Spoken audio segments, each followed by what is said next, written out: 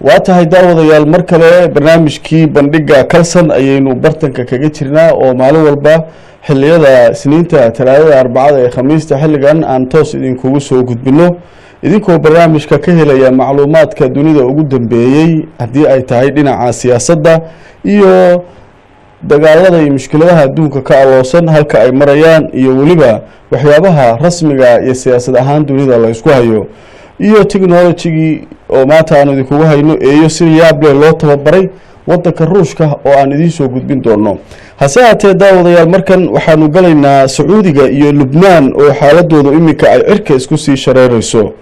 dowladda wadanka Saudi Arabia oo markii hore si weyn u taageereysay wadanka Lubnaan dowladdiisa ayaa iminka u muuqata mid dib u guranaysa waxay jartay dhaqaalihii ay siin jirtay ciidamada wadankaasi oo markaa dhaqaale badan ay Sacuudigu ku bixin jireen Sacuudigu waxa ay soo saareen galinkii dambe ee shalay war ay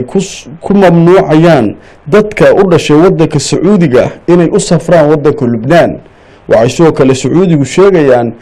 diblomaasiyiintoodii joogay wadanka Lubnaan qaybaha markaa shaqooyinka muhiimka aan haynin inay halka ka soo saarayaan Sacuudiga arintan waxay aad uga careysan yihiin wasiirka arrimaha dibadda ee wadankaas oo la leeyahay waxa uu gacanta u galay isaga iyo madax kaleba kooxda Xisbullah oo Shiica ah oo si weyn Sacuudiga uu uga soo horjeedo hase ahaatee Xisbullah ayaa iminka loo arkaa inay aad ugu xoogaysanayso siyaasadda maamulka wadanka Lubnaan taasoo keentay in Sacuudigu uu si weyn siyaasaddii wadanka Lubnaan uu dib uga fiirsado Xisbullah waxa ay saaxiib la tahay Iiraan iyo Syria waxaana Sacuudigu uu arkaa Iiraan iyo Syria cadawga koobaad ee Sacuudigu uu leeyahay ee ka jira gobolka bariga dhexe haddaba dad badan ayaa isweydiinaya Sacuudiga oo kaalmo fiican siin jiray wadankaas maxaa iminka keenay in Sacuudigii uu dib u gurto maxay sababtu tahay Sacuudiga miyaanu isagu u taageeraynin markii hore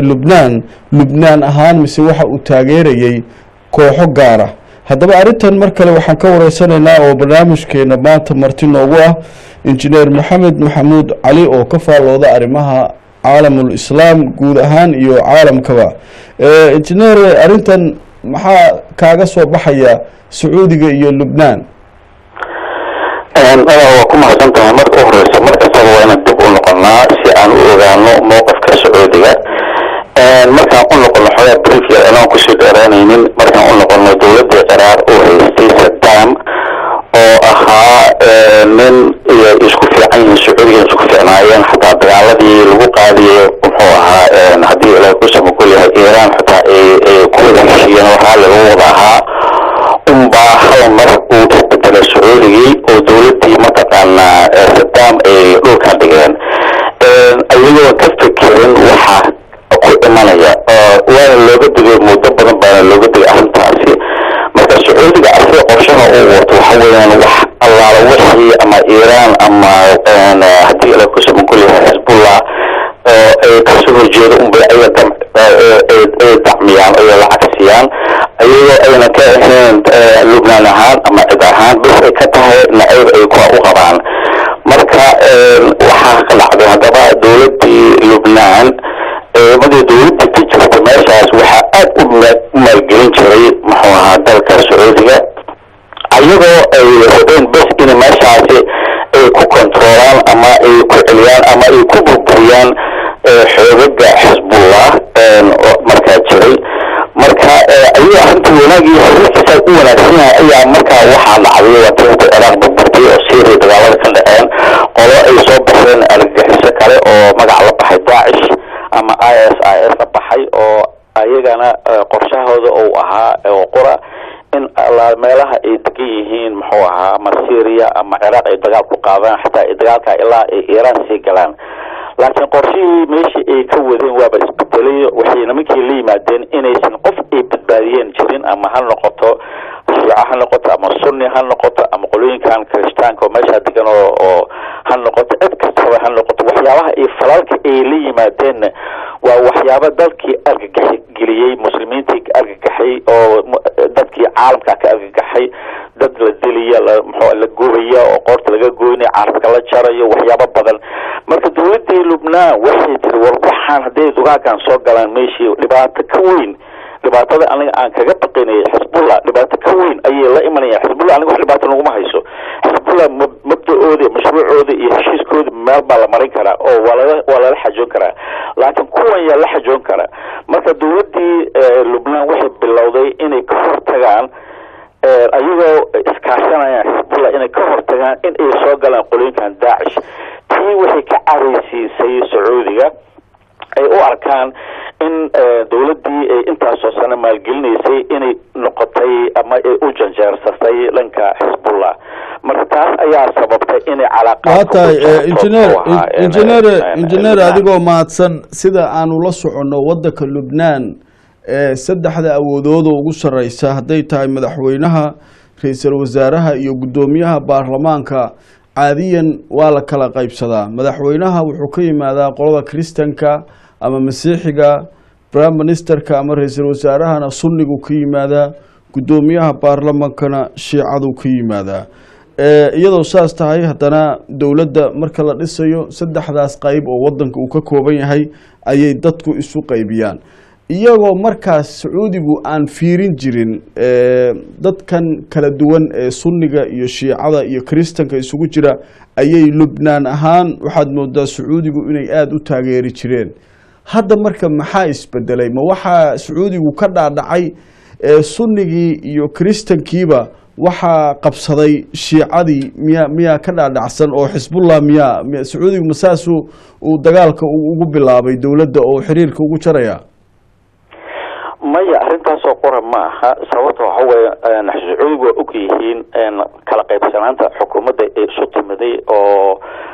ka kala socdaan qolooyinkan muxuu ahaa kristaanka iyo qolooyinkan muxuu ahaa sunniga iyo qolooyinkan shiicada oo dhan way wadaw yihiin laakiin dadkii waa dad oo wacyi furan oo muxuu ahaa aragti dheer la arkaya dhibaatooyinka soo socda dadkii sunniga ahaa ama dadkii xitaa gaalada ahaaba waxay oranayaan nimankan muxuu ahaa Hezbollah hawsha ay hayaan wax dhibaato u keenaya wadankii ma aha oo macnaha heshiis hadii lala galo mana soo daaqilaanba marka laakiin waxay ka argagixeen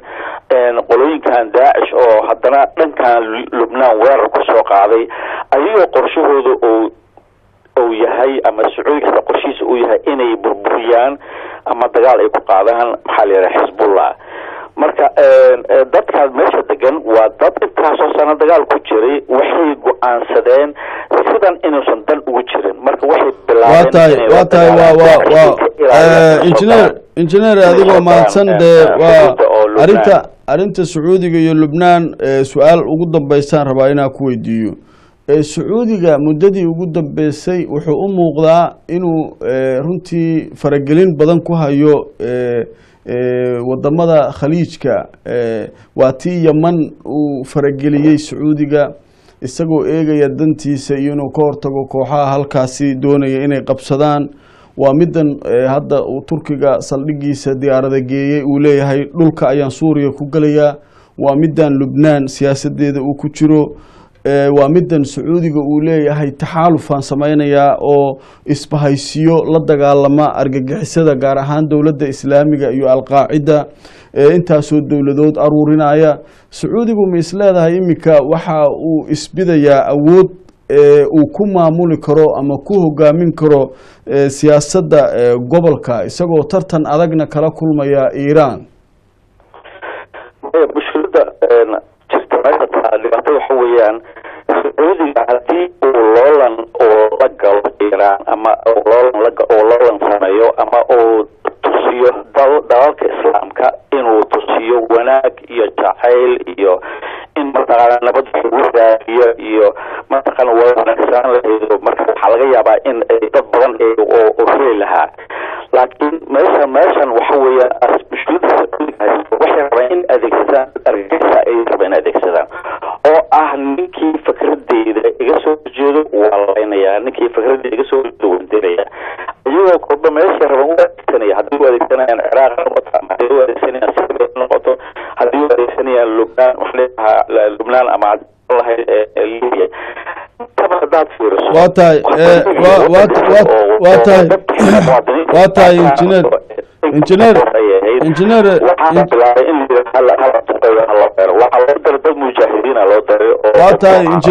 engineer waa mahadsan tahay arrintan sacuudiga iyo dowrkiisa dalalka ku yaala gobolka bariga dhexe intaa ayaynu kaga gudbaynaa wixii soo kordhana maalmaha soo socda ayaan ka hadli doonaa markan waxaan u gelaynaa arrinta ku saabsan sheeko yaab leh oo ka soo baxday waddanka liibiya oo warbaahinta carabta ay si weyn u hadalhayeen maalmihii ugu dambeeyey gaar ahaan telefishinka af carabiga ku hadla ee aljaziira ayaa shalay warbixin uu soo saaray waxaa si weyn ay u soo jiidatay dhammaan dadyowga dunida gaar ahaan kuwa caalamka islaamka oo ilgooniya arrinta waddanka liibiya markii horeba ku hayay haddaba sheekadan waxa ay ku saabsan tahay dadka reer liibiya ayaa waxa ay sheegeen in ay ogaadeen 2 saldhig oo military oo ay ciidamo joogaan inay ku yaalaan gudaha waddanka liibiya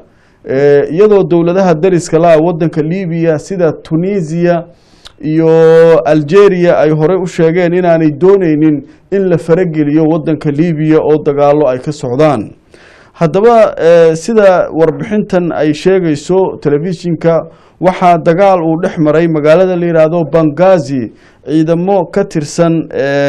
kooxda uu hogaamiyo generaalka la yiraahdo Haftar waxaana ciidamadaasi la sheegay saldhigga ay ku sugnaayeen inay ahaayeen ciidamo Faransiisa oo halka u joogay inay tababar siiyaan qaar ka mid ah maleeshiyaadka isku haysta gacan ku haynta waddanka liibiya oo midka kala doonayo inuu waddanka qabsado sheekadan siday u socotay telefishinku waxa uu sidoo kale soo ogaaday meel ku dhow magaalada Trablis waddanka liibiya in markaa lagu arkay saldhig kale oo Mareykanku leeyahay oo ciidamo Mareykan ay joogaan kuwaas oo iyana qaar ka mid ah maleeshiyaadka ishaya halka tababar ku siinaya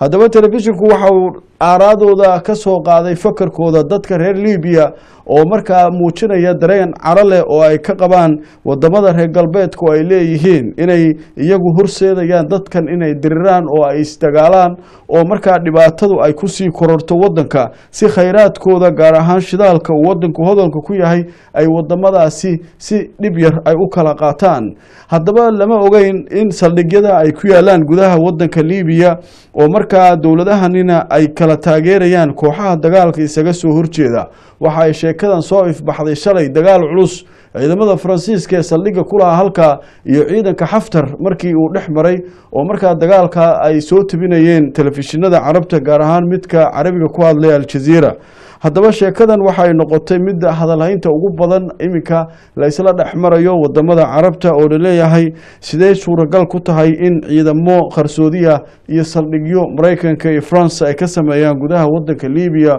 oo waliba ay kala taageerayaan kooxaha dagaalka ku jira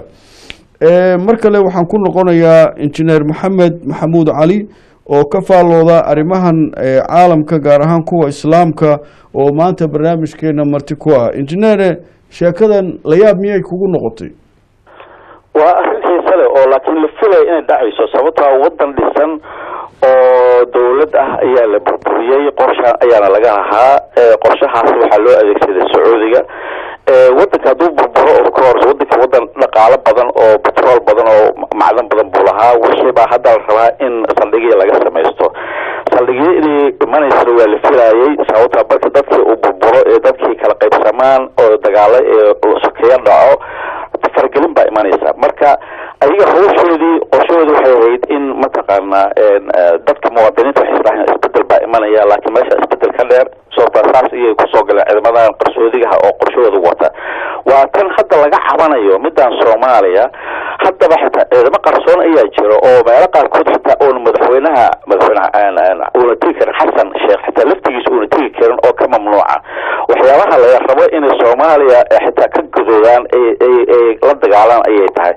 meesha hadduu ciidamo noocaas ugu sameeyo ma yeelin kartid awood ma yeelin kartid ciidan dowladnimo ma helaysid marka sida u kaceen qolooyinkan liibiyaanka waa inay Soomaalida u kacaan xataa ay bixiyaan qolooyinkan la yiraahdo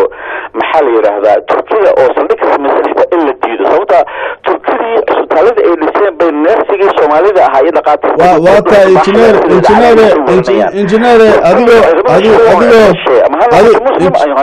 injineer adigoo mahadsan arrinta Soomaaliya aan u kaadsano waa ka soo hadalnay middan maxay keeni kartaa arrintan maxaa loo fasiran karaa waa tii maalmaha ugu dambeeyay laga hadlayay dagaalada Liibiya in dalka la qabsaday filawaan ku noqotay waxay bilaabanaysaa hadda iyo muxuu ahaa halgan cusub iyo sidii looga log baxana ay iska adag tahay sababta waxa weeyaan wax la sii qorsheeyay weeyaan dagaalkan dagaal istaagi doonana ma aha qolinkaana ma baxayaan oo jaawo xilli anaga intaas ku soo dhimanay intaas qarash naga gashay dawladii la riday iyo idinkii ay rideen anaga xitaa miisaaniyad badan baa looga baxday muxuu ahaa sidaas darteed meeshaas